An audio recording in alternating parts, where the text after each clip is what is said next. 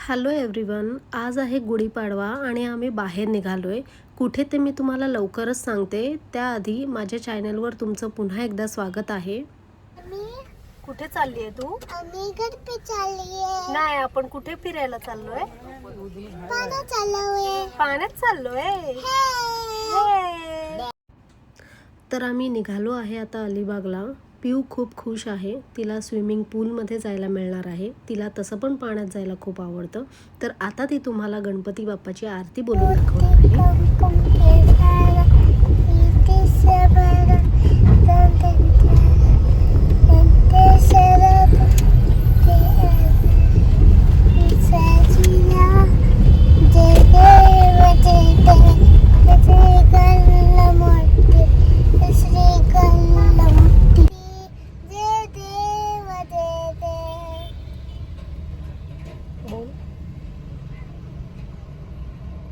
भारत माता की जय. उंदीर मामा की नो, असं थोडी बोलतात उंदीर मामा की. गणपती बाप्पा. मोरया. मग बोलायचं उंदीर मामा की. जय. Very good. कसं? श्री स्वामी समर्थ जय जय स्वामी समर्थ. श्री स्वामी समर्थ जय जय. मी समर्थ महाराज मी समर्थ जय जय. मी समर्थ श्री स्वामी समर्थ जय जय समर्थ. श्री स्वामी समर्थ इथे बघ. Swami Samarth Shri.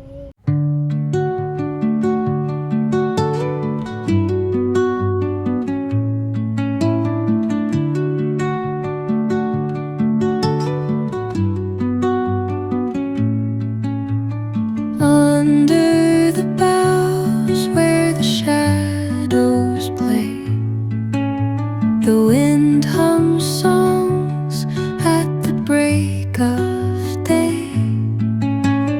whispering pines, secrets untold, carrying tales only the forest holds. Moonlight spills through the velvet dark, etching patterns, leaving its mark. The roots stretch deep, the earth's gentle sigh, a lullaby.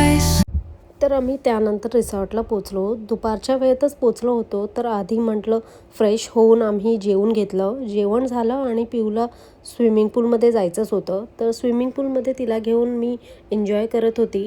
तर तिला खेळताना बघून आम्हाला खूप आवडत होतं. So तिला खूप आवडतं पाण्यामध्ये खेळायला. तर तिला एवढी मजा येते की ती पाण्यातून निघतच नव्हती. सो आम्ही तिच्यासाठी म्हणून आम्ही स्विमिंग पूल असलेलं असं रिसॉर्ट बुक केलं होतं.